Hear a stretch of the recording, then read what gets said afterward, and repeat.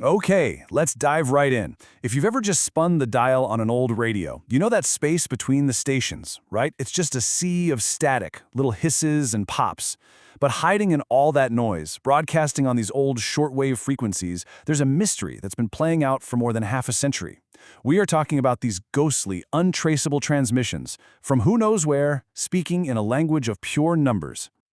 Now, you might have actually heard this exact recording before. It was famously sampled by the band Wilco for their album Yankee Hotel Foxtrot. But here's the thing, this isn't some creation from a studio or a clip from an old movie. No, this is an authentic recording of a shortwave number station captured by an enthusiast. This weird, haunting, disembodied voice, it's our doorway into one of the most bizarre and persistent enigmas of the Cold War, one that is, and this is the crazy part, still very much alive today. So what in the world are we listening to? Who is sending these cryptic broadcasts of just random numbers and letters? Who are they for? And maybe the most important question of all is, in an age of quantum computing, satellite surveillance, and encrypted messaging apps, why would anyone still be using technology that feels like it belongs in a black and white spy film? To get to the bottom of this, we're going to investigate this whole phenomenon from the ground up. We'll tune in to what these stations actually sound like, and we'll meet the global community of citizen detectives who track them. We are going to unlock the beautifully simple cryptographic method that makes these messages, in theory, unbreakable. And then we'll connect that theory to some declassified real-world spy operations. We'll sort out the credible theories from the wild myths. And finally, we'll understand why these analog ghosts are maybe more relevant than ever in our digital world. Okay, first, let's just set the scene. Imagine you're in a dark room, it's late at night, the only light is this little glow from a shortwave radio. You turn the dial really slowly, and the speaker just crackles with the sound of the world. You hear faint music from a country thousands of miles away, the chatter of pilots, the rhythmic pulse of maritime radar. And then, suddenly, a new sound cuts through all that noise with this chilling clarity. And it almost always follows this set pattern. It starts with an interval signal. That's a repeating piece of music or maybe a spoken phrase that's designed to help the listener find the right frequency. It might be a couple bars from an English folk song or a tinny music box melody or just some electronic beeps. Then the music stops and a voice begins. It's usually synthetic, totally flat, no emotion at all. Sometimes it's a woman's voice, sometimes a man's, sometimes even a child's. And it just reads out groups of numbers or phonetic letters. 59701 84332. This goes on for a few minutes. And then, just as abruptly as it started, it stops. The broadcast is over, and the frequency goes right back to that simple, empty hiss of static. For most people, stumbling across this would be a creepy but probably forgettable experience. But for a surprisingly large and incredibly dedicated global community, hearing a new signal isn't an ending, it's a beginning. These are the amateur radio operators, the hobbyists, and the digital sleuths who have made it their mission to hunt down, record, and try to understand these phantoms on the airways. And this isn't just some passive hobby. I mean, groups like the Enigma 2000 project have turned it into a kind of collaborative, open-source intelligence gathering. Members from all over the world share these detailed logs of what they hear, noting the time, the frequency, the language, the vocal characteristics. They've even created a naming system, giving stations these memorable nicknames like the Lincolnshire Poacher or Swedish Rhapsody. In a way, they're meticulously building this body of evidence for a crime with no name, trying to map the edges of a secret war that is, by its very nature, completely invisible. This quote from researcher Lewis Bush just perfectly captures the obsessive nature of this whole thing. It's often a really solitary activity, right? Surrounded by wires and antennas, just trying to pull a clear signal from the noise of the cosmos. And it can breed this unique kind of paranoia. I mean, when your hobby is literally eavesdropping on potential spy transmissions, it's pretty easy to start wondering if someone somewhere is listening back. You're listening to messages that are not meant for you, and that line between harmless hobbyist and person of interest can feel unnervingly thin. So we have these strange broadcasts and this whole community trying to track them.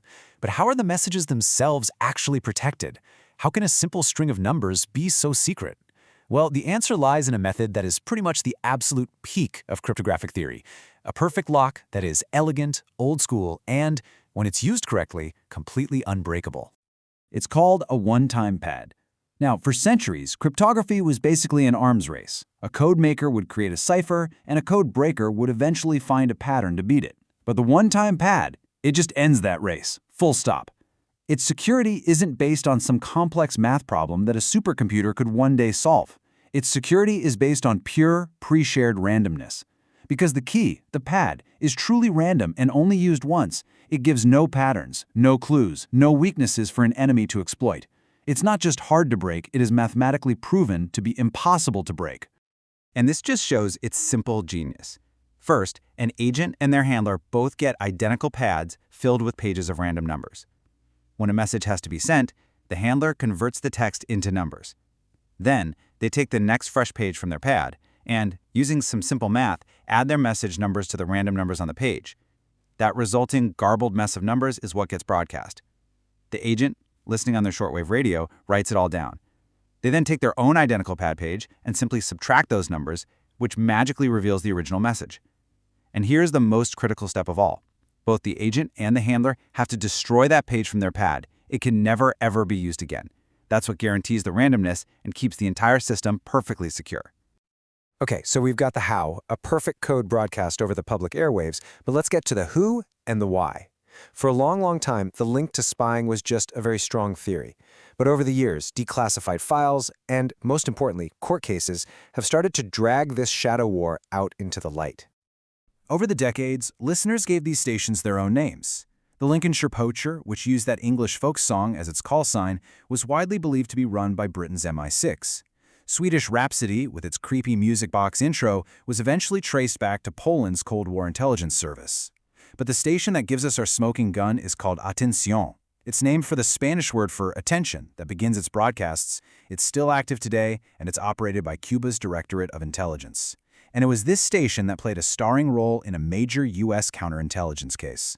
So this theory became verifiable fact in 1998 with the arrest and trial of a group of Cuban intelligence officers known as the Cuban Five. They had been sent to South Florida to infiltrate anti-Castro exile groups. During their trial, the FBI presented definitive evidence. They had seized the spies' shortwave radios and their one-time pads. Even better, they had a computer program that could decrypt the messages they were getting from the attention station. This was the breakthrough moment, the first time a government publicly and officially confirmed in a court of law that, yep, number stations were absolutely being used to communicate with spies in the field.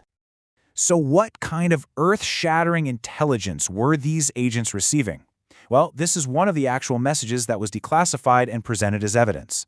Not attack at dawn or rendezvous at the drop point, it was an instruction to pass along a holiday greeting. And this reveals a fascinating truth about espionage. It's a powerful reminder that even in the shadow war of global espionage, someone still has to send the office memos. So while the Cuban 5 case gave us the clear answer, a lot of other signals are still a complete mystery. And in that vacuum of knowledge, speculation just runs wild. You really see this battle between the allure of a grand conspiracy and the possibility of a very simple, almost mundane explanation. And no station generates more speculation than UVB-76, better known as the buzzer. It's been broadcasting from Russia since at least the late 70s, and it just transmits this short, monotonous buzzing sound, 24 hours a day, 7 days a week. But every so often, the buzz stops, and a live voice will read a short, cryptic message, usually a series of names and numbers. Theories about its purpose are all over the map.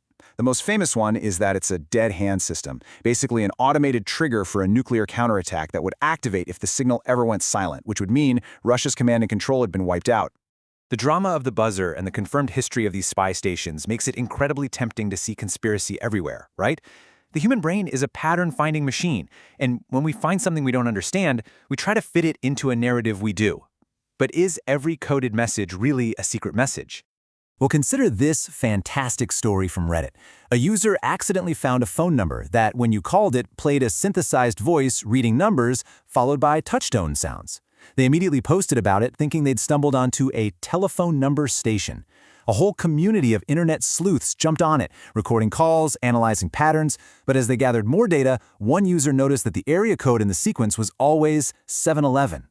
Thing is, 711 isn't a geographical area code, it's the national 3-digit code for the telecommunications relay service, which helps people with hearing or speech difficulties use the telephone. The supposed spy code was actually just a routing number for an accessibility service. It's the perfect case study in how the allure of a mystery can sometimes blind us to a much simpler, more mundane truth. And this brings us back to our biggest question. After all this, why do these stations still broadcast? I mean, in a world of burner phones, encrypted email, and private networks, Why would a modern intelligence agency use technology that is, in some ways, 100 years old? The answer isn't about the technology being old, it's about the physics being timeless. Think about it. Every single digital communication you make leaves a trace. Sending an email creates server logs. Using a cell phone pings nearby towers. Browsing a website leaves your IP address. This is the digital footprint, and counterintelligence agencies are experts at following these trails. But a shortwave radio broadcast is fundamentally different. The signal goes from a transmitter up to the ionosphere and bounces back down, covering a huge area. Thousands of people could be listening, but there is absolutely no way to know who is listening, or even if anyone is listening at all. The intended recipient is a complete ghost. You combine that perfect anonymity with the perfect unbreakable encryption of a one-time pad, and you have a communication system that is, for a spy in the field, arguably more secure than any modern alternative. And that is why, for over 60 years, through the height of the Cold War and deep into our hyper-connected digital age, the numbers just keep being read. The core problem of espionage, how to deliver an order to an agent in hostile territory without getting them caught, has never changed. And it turns out, one of the best solutions was figured out decades ago. Number stations aren't a relic because they're old. They're a classic because they still work perfectly. And so that's where we end up, in an era where our every click, our every purchase, our location, it's all logged, tracked, and stored on a server somewhere. The very idea of a truly temporary message feels almost radical. These strange, ghostly signals aren't just a quirky Cold War throwback. They are a profound reminder that in the ongoing battle between secrecy and surveillance, sometimes the most powerful move is to create a message that, once it has been heard, just vanishes into the static forever, as if it was never there at all.